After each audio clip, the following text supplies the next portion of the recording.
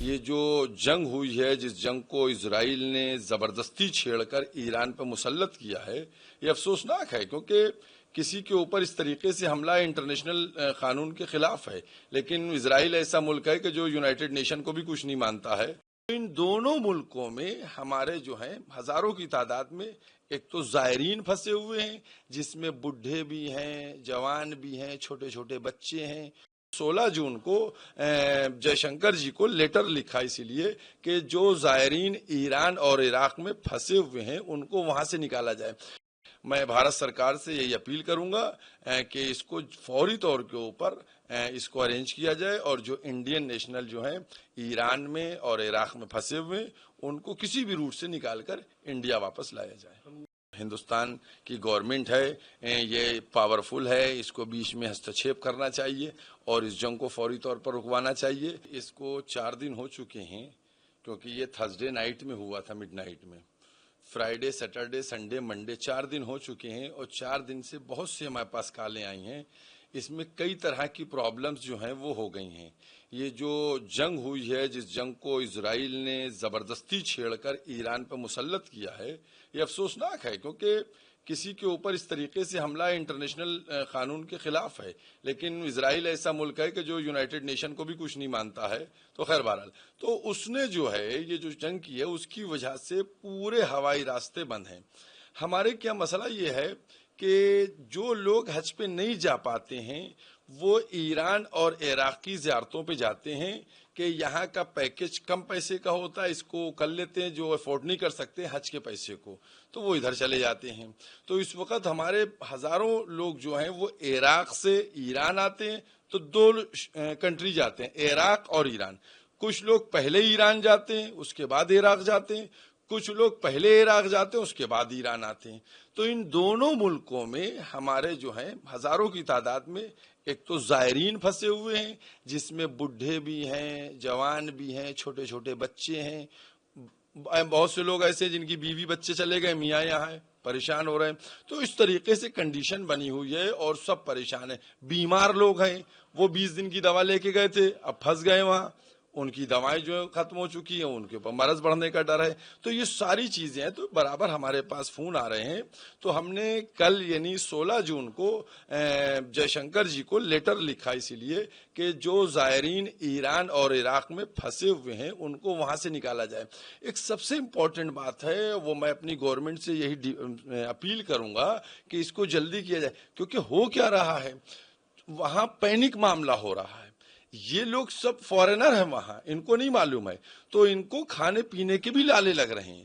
دوسری بات یہ ہے، مثلا بہت سے گروپ ہمارے پاس نمبر ہیں، 90 آدمیوں کا گروپ ہے، 60 آدمیوں کا گروپ ہے۔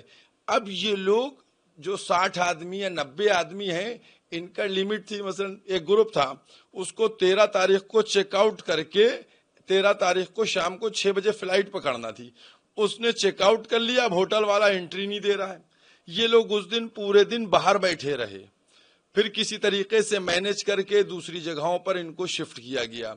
اب ایک آدمی جو ہے اگر وہ رکتا ہے ایکسٹرا تو اس کے لیے پیسے دینا مصیبت بننا جا رہا ہے کہ وہ کیسے اس کو ارینج کرے گا۔ تو مالی بحران بھی ہے، ذہنی ہے ٹینشن۔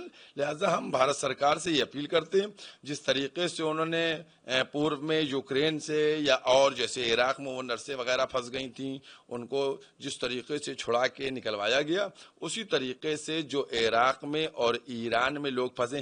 اس کے علاوہ ہزاروں کی تعداد میں اسٹوڈنٹ ہیں، تقریباً 1,500 2,000 اسٹوڈنٹ ایران میں پھنسے ہوئے ہیں، اور عراق میں چونکہ محرم میں زیادہ تر لوگ یہاں آتے ہیں تو ہر ایک اپنے ٹکٹ وغیرہ کرائے بیٹھا ہوا ہے۔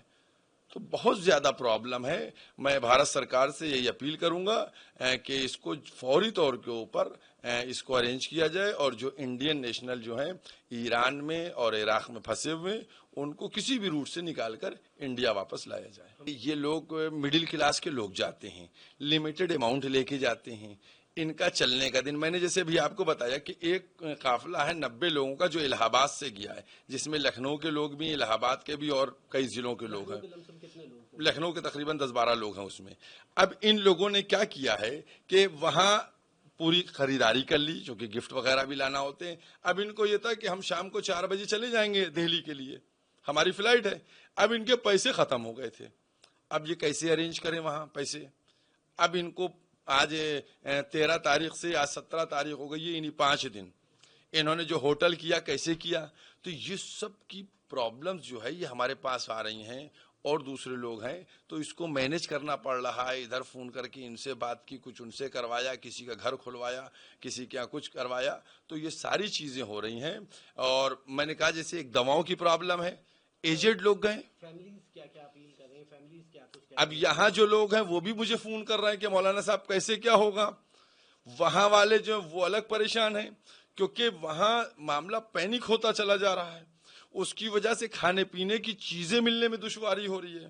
وہاں پانی بھی خرید کے پینا پڑتا ہے, چونکہ جو پانی نارملی آتا ہے وہ پینے کے لائق نہیں ہوتا ہے, تو وہ خرید کے پینا پڑتا ہے. تو وہاں پانی سے لے کے روٹی تک سب کچھ ارینج کرنا پڑ رہا ہے. مطلب ایک دشواری نہیں, بہت سی دشواریاں ہیں. اور میں سمجھتا ہوں یہ بہت بڑی تعداد میں ایران عراق میں لوگ پھنسے ہوئے ہیں. چونکہ اچھا جب یہ روٹ بند ہوا ہے تو جیسے اسی دن جو انڈیا سے فلائٹ لندن جا رہی تھی اس کو واپس بھیج دیا گیا, جو لندن سے انڈیا آ رہی تھی اس کو واپس بھیج دیا گیا. تو جو عراق میں لوگ تھے وہ بھی پھنس گئے. عراق میں جنگ نہیں ہے لیکن لوگ پھنس گئے ہیں. اس کی وجہ یہ ہے کہ جہاز آ نہیں پا رہے ہیں, سب کے جہاز ہیں. اچھا سب ٹکٹ لیے بیٹھے ہوئے ہیں, سب کے ریٹرن ٹکٹ ہوتے ہیں. اب وہ پیسہ اتنا نہیں, کیسے نکلیں, کیا کریں.